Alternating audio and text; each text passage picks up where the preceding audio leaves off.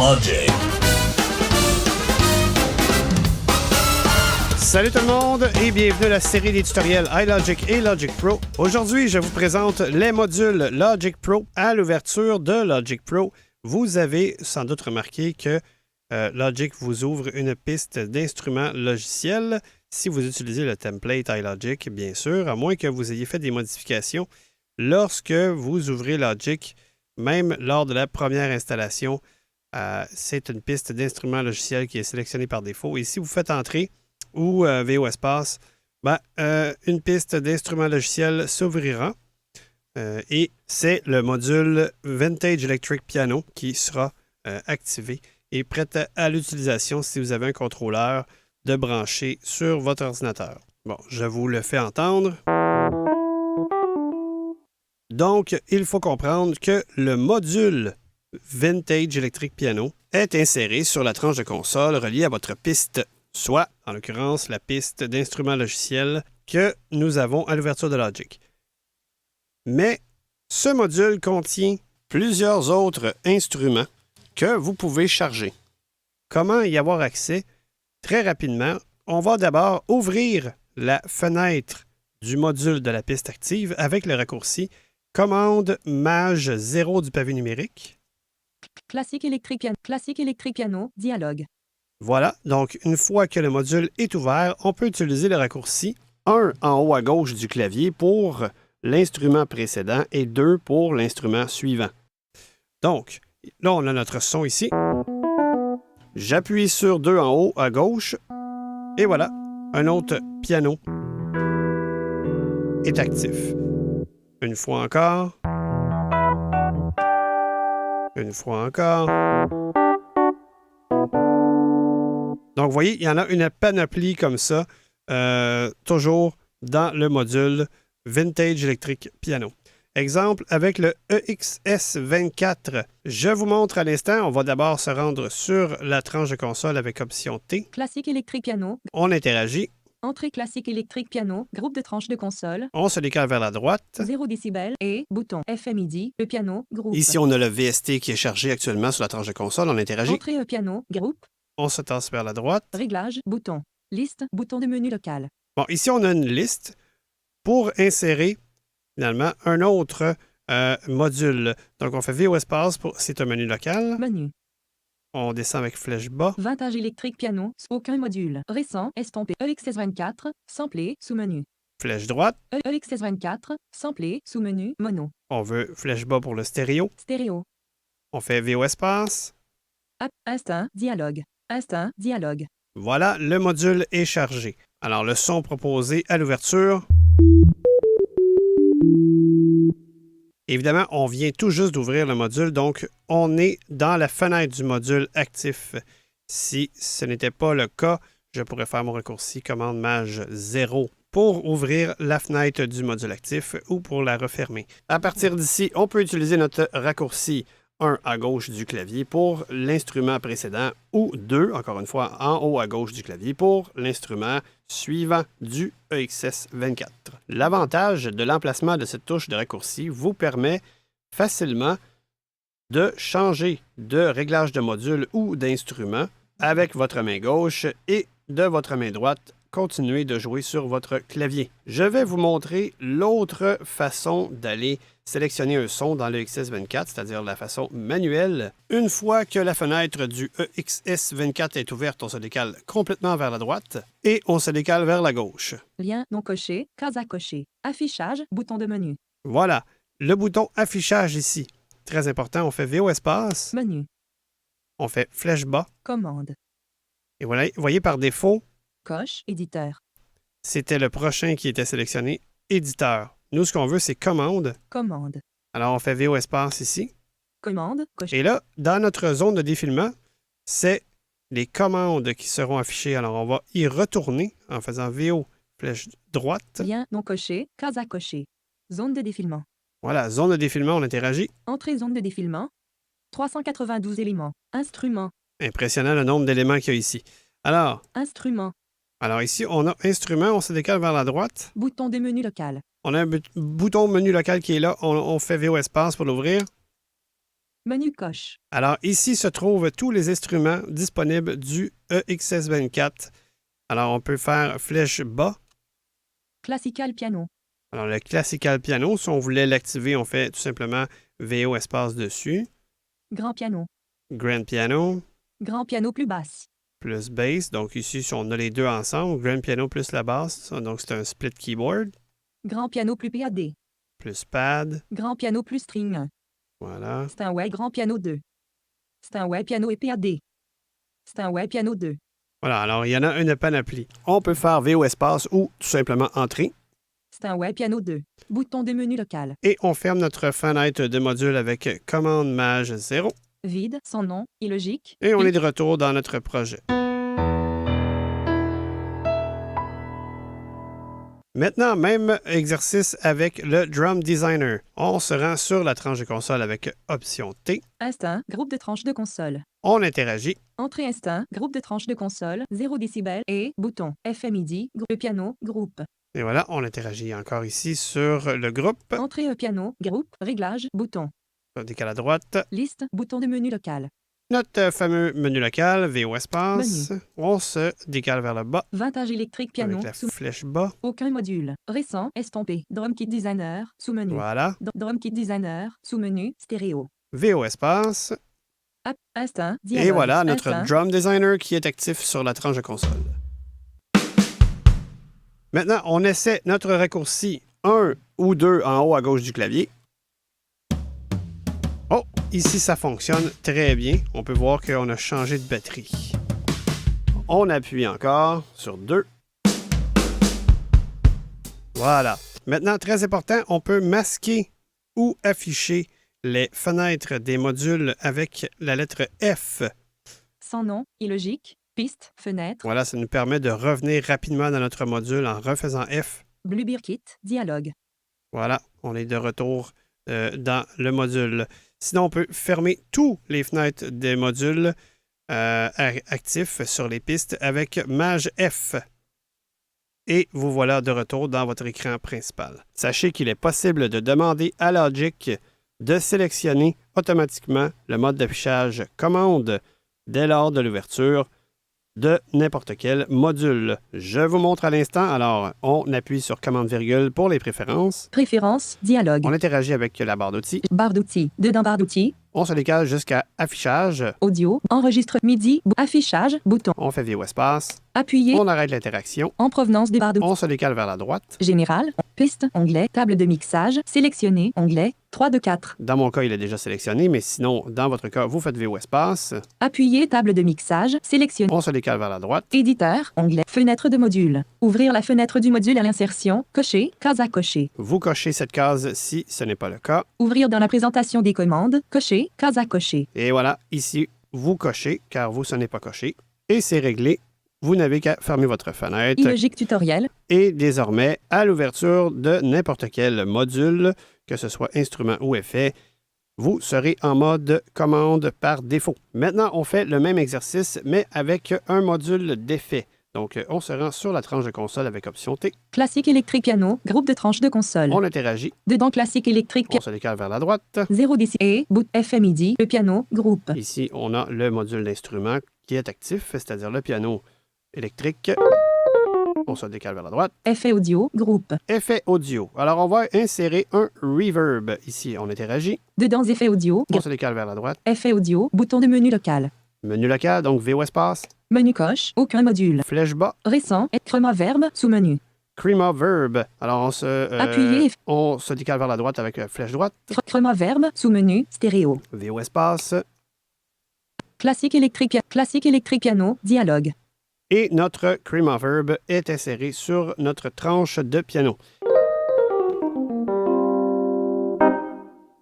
Alors, on peut entendre la longueur du reverb actuel. Si on voulait changer les paramètres du reverb qui est chargé actuellement, donc du preset, on n'a qu'à se décaler complètement à droite. Zone de défilement. Sur la zone de défilement, ici, on interagit. Dedans zone de défilement. Et comme vous êtes automatiquement en mode commande, ben, vous avez accès Dry.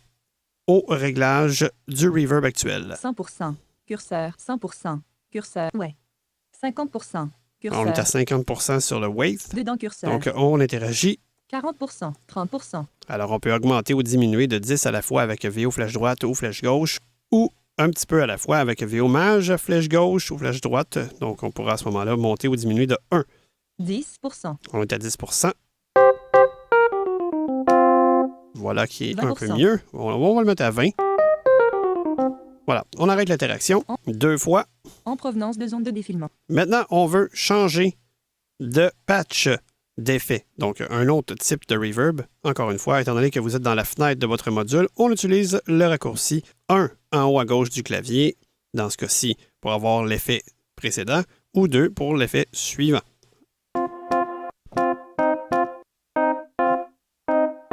Alors, vous voyez que c'est très rapide.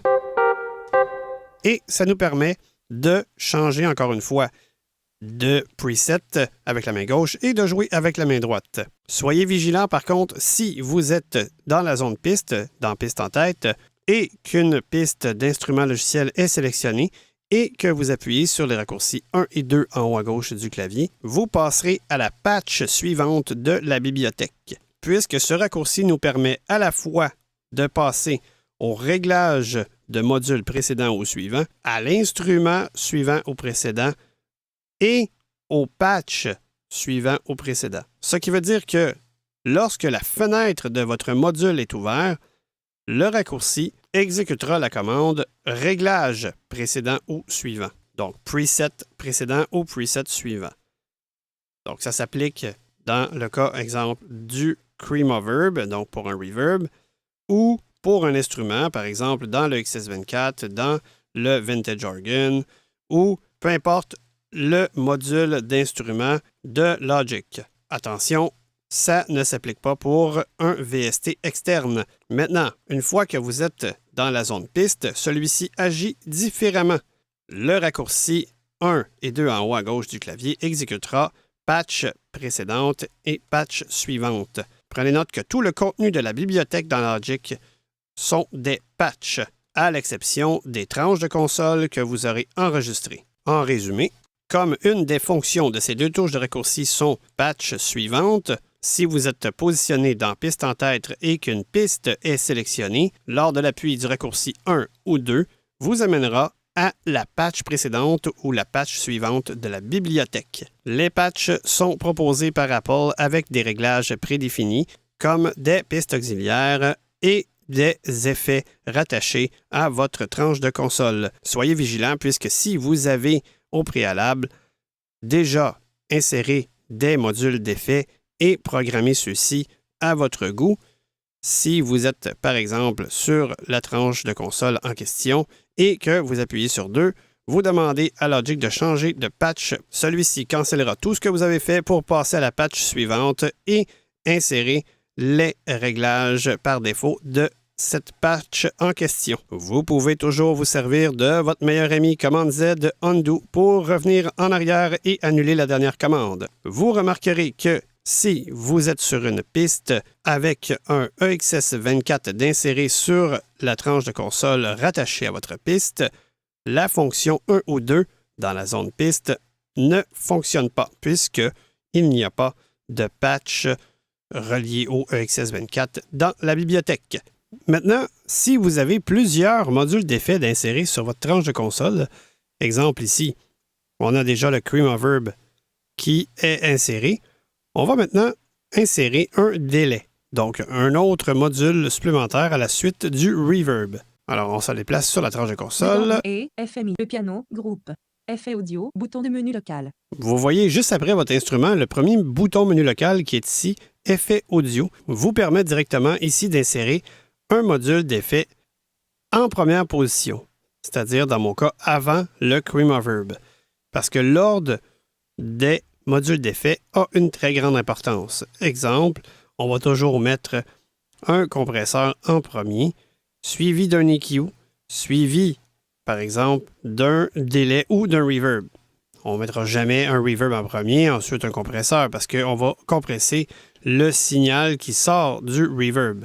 Il faut savoir que chaque module que vous insérez sur une tranche de console sort dans le prochain module, s'il y en a deux. Donc, le premier sort dans le deuxième sortira dans le troisième, etc. Donc ici, Le premier menu local d'effets audio nous permet d'insérer un module d'effet avant le Chroma Verb. Si on continue, Chroma, groupe. mon Chroma Verb qui est ici, on continue encore à droite, Effet audio, groupe. et c'est ici que je peux ajouter un module d'effet en position 2 ou insérer entre deux modules d'effet déjà insérés sur la tranche de console. Bon, dans notre cas, ici, on veut l'insérer après le Chroma Verb, donc en position 2. Celui que je vais insérer ici recevra le signal du Chroma Verb. Donc, on ne mettra pas un compresseur, on va mettre un délai. Dedans, Donc, on effet interagit. audio, effet audio, bouton de menu local. Menu coche. On fait VO aucun espace, module. on va se décaler vers le bas. Récent, BPM, compresse, channel, loudness, en 2 délai, sous-menu. Délai, Délai, sous-menu, délai designer, sous-menu. délai designer, Délai designer, sous-menu, stéréo. stéréo. Auxiliaire 1, Voilà. Auxiliaire 1, Alors, ici, on atterrit dans la fenêtre du délai. Alors, avec 1 ou 2, on change les réglages.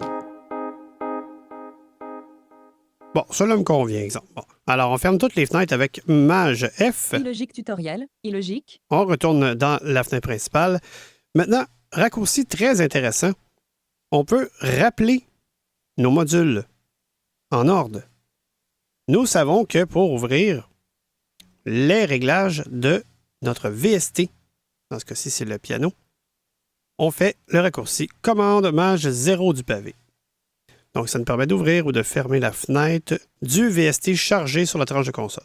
Maintenant, si on utilise le raccourci commande Maj 1, auxiliaire 1, dialogue. Magie, notre fenêtre du module numéro 1, alors rappelez-vous, le module numéro 1, c'est le Chroma Verb. Donc, la fenêtre du Chroma Verb apparaît à l'écran. Alors là, ici directement, on peut changer le preset avec notre raccourci 1 et 2, en haut à gauche du clavier.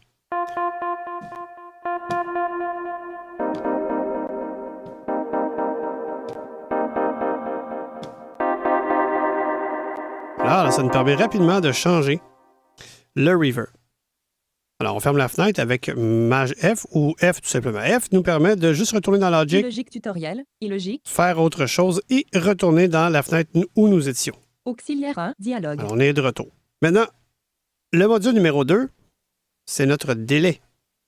Alors, pour ouvrir la fenêtre du module d'effet numéro 2 sur notre tranche qui est sélectionnée, commande Maj 2 du pavé numérique. Auxiliaire 1, dialogue. Et nous voilà dans le délai. N'est-ce pas merveilleux? Alors, encore une fois, pour changer le réglage, changer de preset du délai, on fait le 2.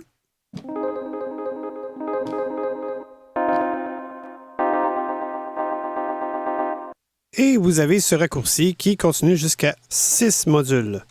Donc, pour aller dans le premier module, on fait commande Maj 1, deuxième commande Maj 2, 3, 4, 5 et 6. Et ça continue avec commande Maj 7, 8, 9 et la rangée au-dessus, effacer, égal et barre oblique pour les modules d'effet MIDI. On voit ça à l'instant, on interagit avec la tranche de console, Dedans auxiliaire 1, on se décale vers la droite. 0 décibels et bouton. Effet MIDI, groupe. C'est un groupe effet MIDI, on interagit, Dedans effet MIDI, on se décale vers la droite. effet MIDI, bouton de menu local. VO espace, Menu évidemment. coche, aucun module. On se décale vers le bas. Arpeggiator. Bon, arpégiateur. On fait VO espace ici. Coché. Auxiliaire, Et auxiliaire. encore une fois, la fenêtre du module s'ouvre. Et pour changer de réglage, d'abord, je vous fais entendre. C'est un arpégiateur. Et comme dans tous les autres modules, on peut changer de preset avec les boutons 1 et 2 en haut à gauche du clavier.